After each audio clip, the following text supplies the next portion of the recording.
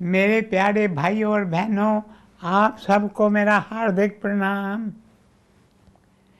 जैसा कि कल मैं आपसे कह रहा था कि अपने शत्रुओं से प्यार करने के लिए, जो हमारे साथ बुरा करें उन्हें क्षमा करने के लिए दयालु होना बहुत ज़रूरी है।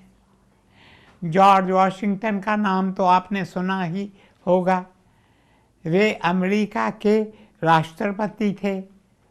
I think he was the first president of the United states. उनका एक मित्र था जिनका नाम था पीटर मिलर। वे दोनों एक ही कक्षा में पढ़ते थे। दोनों बहुत ही गहरे दोस्त थे। समय बीता, दोनों को जीवन अलग अलग राहों पर ले गया। जॉर्ज वॉशिंगटन तो बन गए अमेरिका के राष्ट्रपति और पीटर मिलर बन गए प्रभु के सेवक। वे दूर दूर जाकर लोगों को प्रभु का संदेश देने लगे। He dedicated himself to the service of God and God's suffering children. Peter Miller जिस नगर में रहते थे, वहाँ माइकल विटमन नाम का एक आदमी रहता था। वो पीटर का जानी दुश्मन था।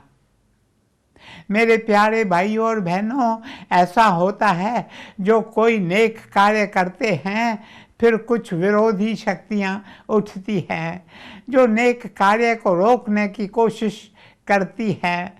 कुछ लोग हैं जिन्हें सहन नहीं होता कि लोग प्रभु के नाम पर नेक कार्य करें। ऐसे ही लोगों में से एक था माइकल। वे प्रतिदिन किसी न किसी तरह पीटर को कष्ट पहुंचाता रहा। 20 साल वह ऐसा करता रहा।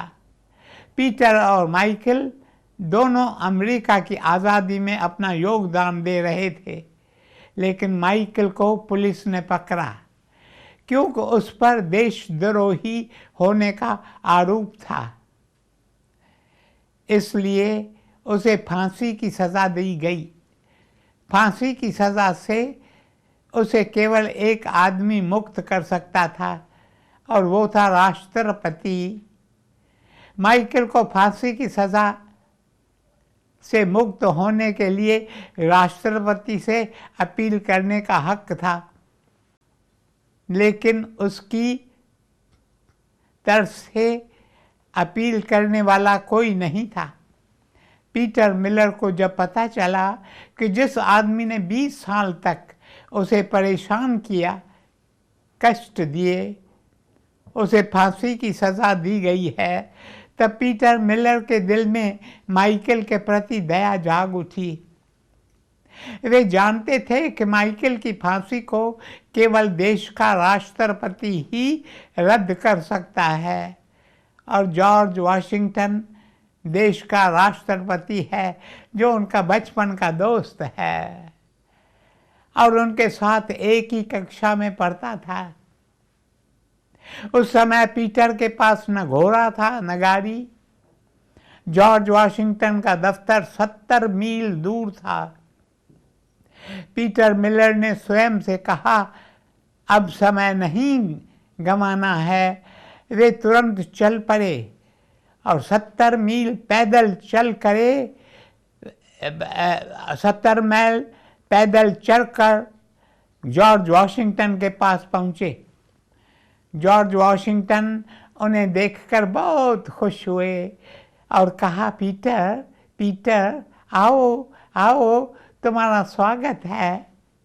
इतने साल बीत गए हैं, तुमने मुझे कभी अपने दर्शन नहीं दिए। बताओ मैं तुम्हारे लिए क्या कर सकता हूँ। इस पर पीटर ने कहा, देखो जॉर्ज, तुम एक काम कर सकते हो। यदि तुम्हारे दिल में सचमुच मेरे लिए प्यार है या जो थोड़ी बहुत इज्जत तुम मेरी करते हो, बस उसी के लिए माइकल विटमन को क्षमा कर दो, क्षमा कर दो। तब जॉर्ज वॉशिंगटन ने आश्चर्य से कहा, उसे मैं कैसे क्षमा कर सकता हूँ वह एक देशद्रोही है। उसने जो काम किया है उसके लिए उसे फांसी की सज़ा मिलनी ही चाहिए। इसलिए तुम मुझे क्षमा करना, मैं तुम्हारे मित्र को क्षमा नहीं कर सकता।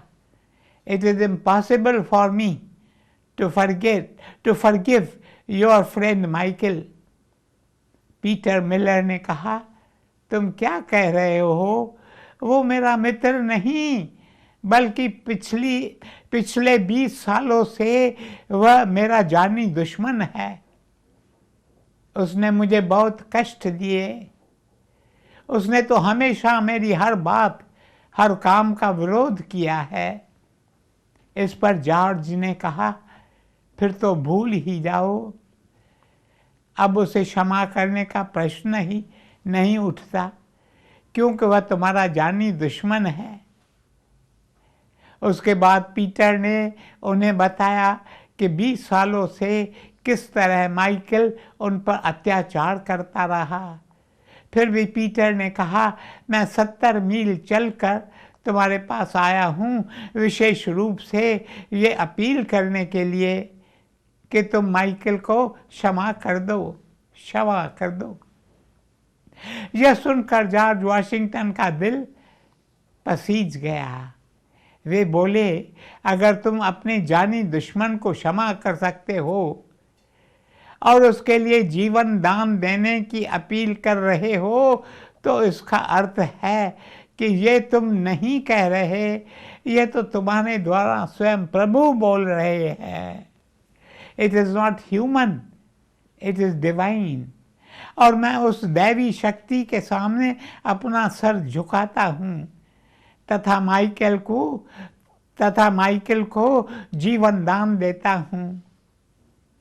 बैर विरोध में न शक्ति गंवा, निर्मल प्रेम नव जीवन बना। मेरे प्यारे भाई और बहनों, मुझे कई वर्ष गुरुदेव साधु वासवानी जी के संसर्ग में रहने का अवसर प्राप्त हुआ और मैंने देखा कि उनके जीवन का सबसे विशेष गुण था दया, करुणा, मैत्री उन लोगों के प्रति जिन्हें ये जग धिक्कारता था।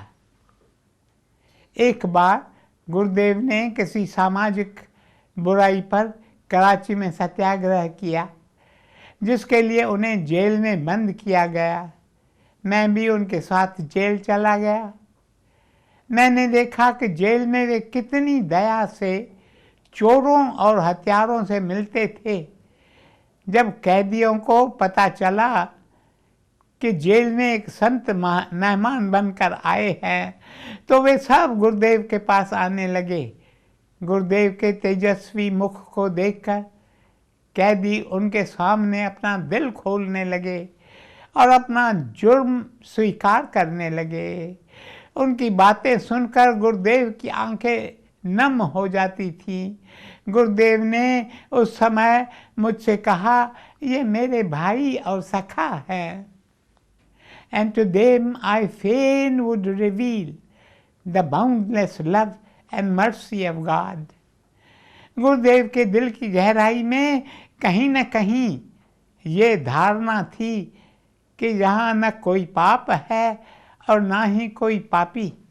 यहाँ केवल प्रभु है और उसकी रचना है, सब उसके बच्चे हैं जो standing at different stages of evolution, all struggling to reach the goal। अर्थात सब उन्नति की राह पर कदम बढ़ा रहे हैं, अपने मकसद को पाने के लिए संघर्ष कर रहे हैं।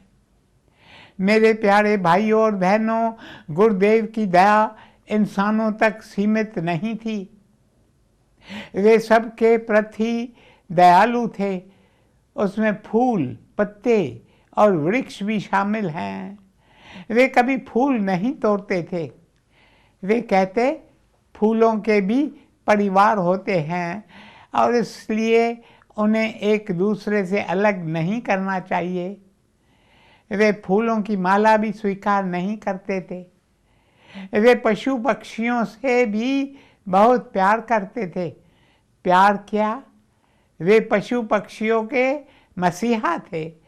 वे पशु हत्या का विरोध करते थे। उनका कहना था, for me not to love bird and animal would be not to love the lord. अर्थात पशु पक्षियों से प्यार न करने का अर्थ है ईश्वर से प्यार न करना। वे कहते, जैसे इंसान प्रभु के संतान हैं, वैसे ही पशु पक्षी भी प्रभु के संतान हैं।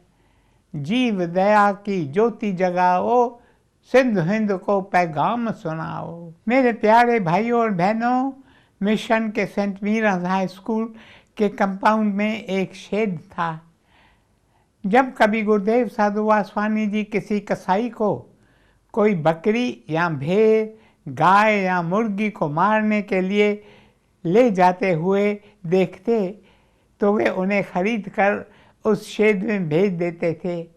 फिर वहीं उनकी देखभाल होती थी। एक बार उन्होंने मुझसे कहा, no price is too great to save a single life. किसी जीव को बचाने के लिए कोई भी कीमत बड़ी नहीं होती। उस समय मैंने उनकी आंखों में दिव्य चमक देखी और मेरे मुंह से निकल पड़ा, आप साधु वासवानी हैं या खुदा। मेरे प्यारे भाइयों और बहनों, प्यार करना और देना, ये दोनों सबसे उत्तम गुण हैं। खलील जिब्रान ने कहा है, जब आप अपनी संपत्ति से कुछ देते हैं तो वो बहुत ही कम है, लेकिन जब आप अपने आप को देते हो तब आप सचमुच कुछ देते हो। It is when you give of yourself that you truly give.